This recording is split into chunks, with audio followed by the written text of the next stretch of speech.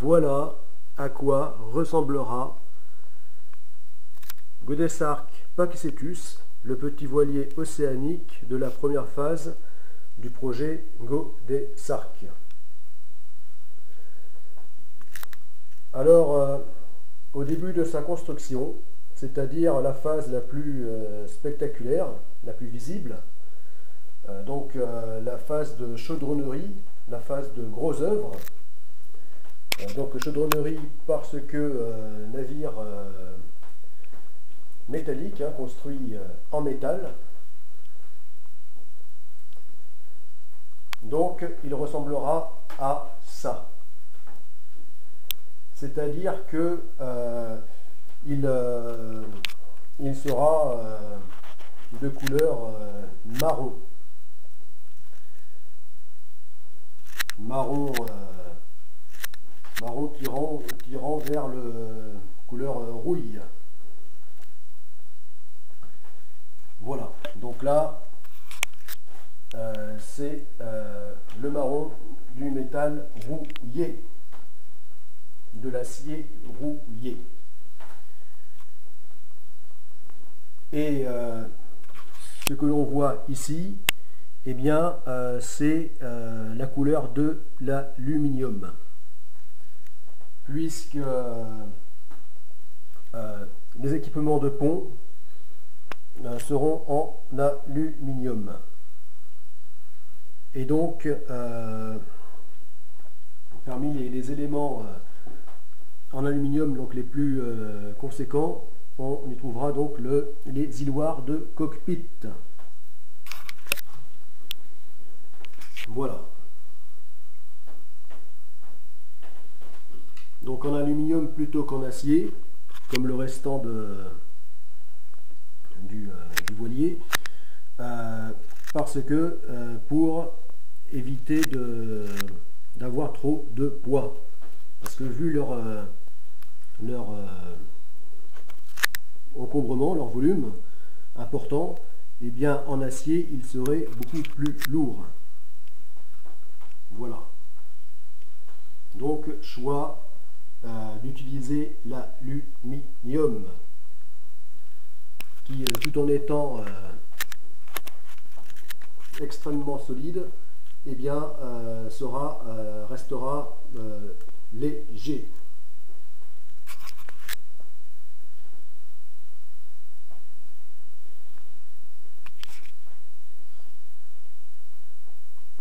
Voilà.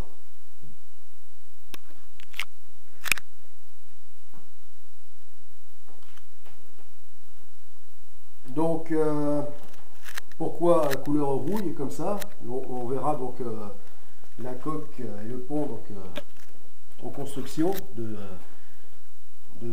GA pakicetus.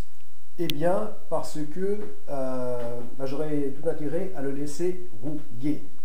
Alors rouiller, pas trop bien sûr, hein, jusqu'à un certain point, mais rouiller parce que l'acier utilisé pour le construire est ce qu'on appelle les aciers noirs, comme cette pièce, comme cet élément d'acier.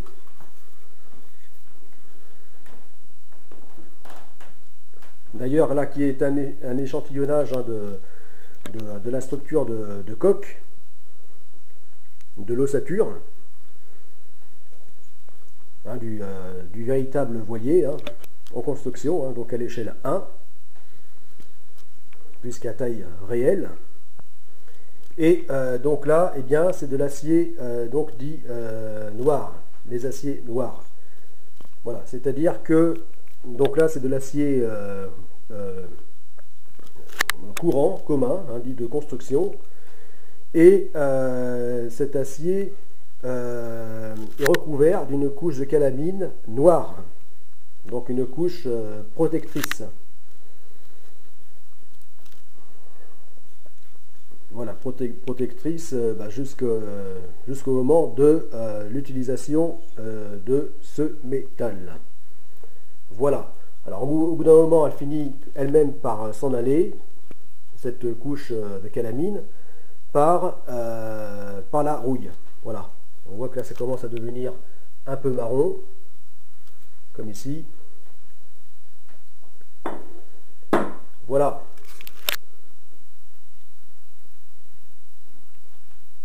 Et donc eh bien, j'aurais intérêt à ce que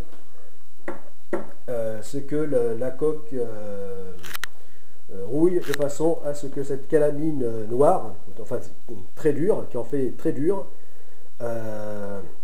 disparaisse pour faciliter le sablage, puisque avant le sablage, eh bien,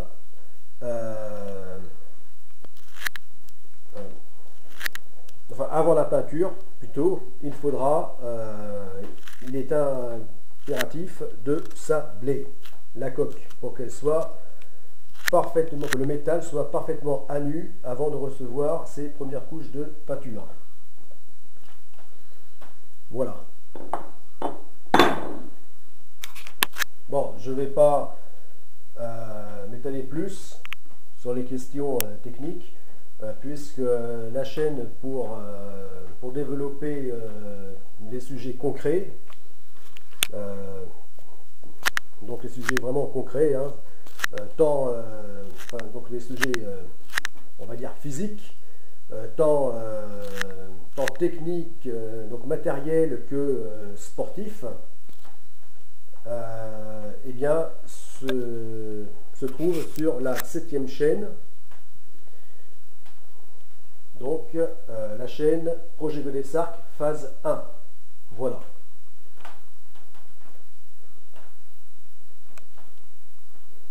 Donc la chaîne ici présente est plus pour parler de façon générale du projet Godesarc dans son ensemble.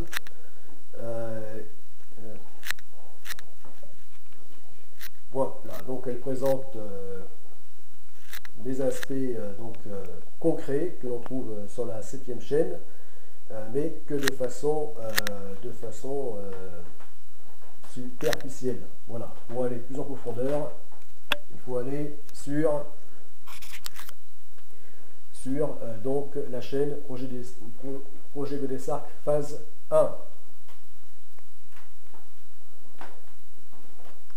Et aussi Projet Godesarc phase 2, pour ce qui est donc des questions les plus concrètes, hein.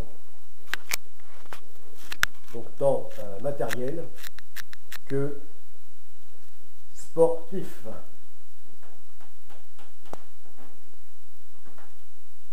Enfin, que d'activités sportives en lien direct avec des immenses navigations. Donc là, donc de la première à la seconde phase, les Stago et Gopsrac.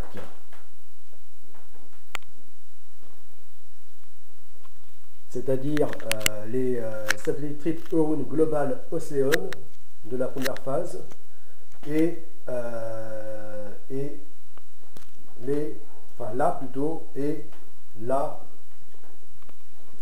donc la Stago et la Gopsrac, la Global Ocean Pilgrimage Paddleboard Swimming Race Action Challenge, donc de la seconde phase, mais qui, elle, on pourra dire les par la suite, étant donné qu'elle a pour vocation à devenir par la suite une course pérenne autour du monde. Une course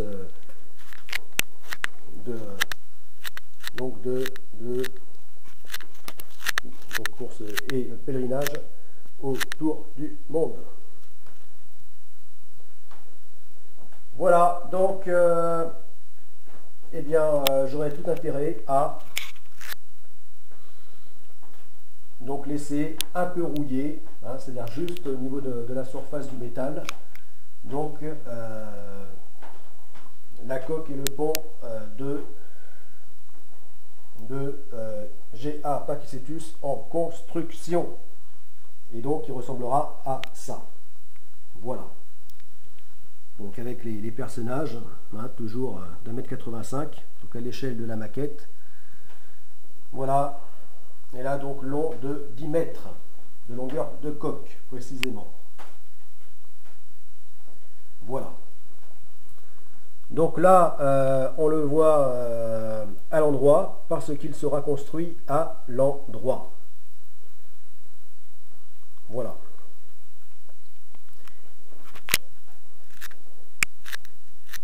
Mais toujours monté donc dans ce qu'on appelle le vireur, mais qui servira qu'à moitié, étant donné que, le vireur, ce qui à la base devait faire tourner la coque complètement à 360 degrés lors de sa construction, et bien là, ne la fera pivoter donc de jusqu'à maximum une trentaine de degrés, 30 à 40 degrés, voilà, comme ça, voilà, comme ça, d'un bord, d'un côté ou de l'autre, voilà, comme ça, suivant donc les besoins du soudeur. Voilà, puisque là, le but du jeu, ça sera de faire pivoter la coque de façon à pouvoir bénéficier des meilleurs angles de soudure pour pouvoir y travailler correctement. Bon, encore une fois, là-dessus, je ne vais pas trop m'étaler, hein, puisque la chaîne prévue pour ça est donc la 7e chaîne, projet Godessarc, phase 1. Donc concernant le petit voilier océanique Godessarc Paphicetus. Voilà.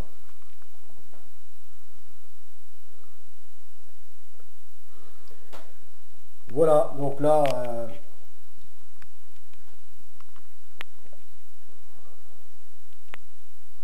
voilà à quoi il ressemblera.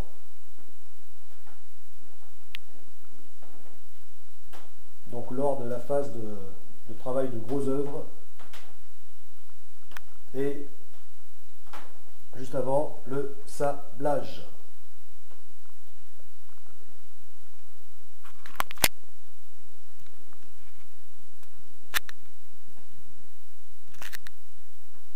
Et donc la mise en peinture.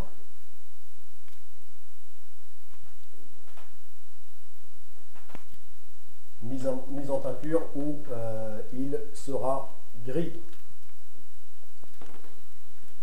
Voilà.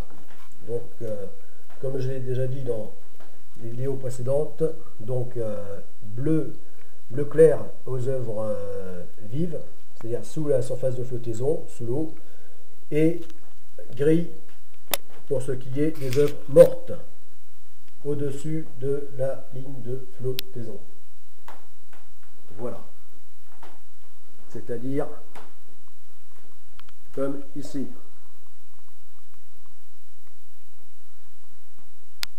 Voilà, donc le gris sera la couleur dominante.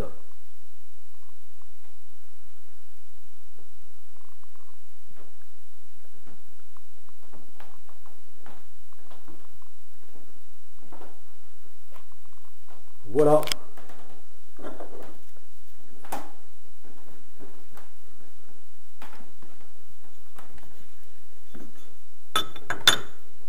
Voilà, et donc là, on retrouve la couleur de l'aluminium brut.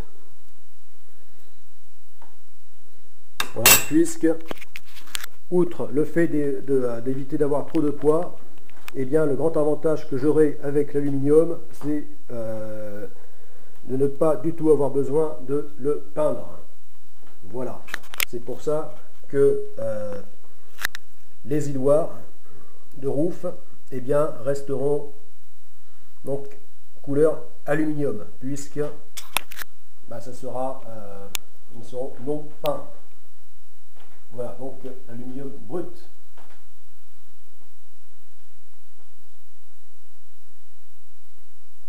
Pour tout ce qui donc tout ce qui sera donc en aluminium à bord, y compris les les espars, c'est-à-dire mât, baume, etc.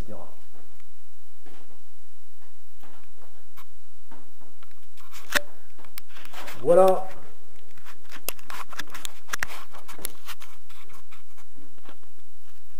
Voilà donc les amis, partenaires et supporters du projet Godesarc. A plus, c'était Tolric.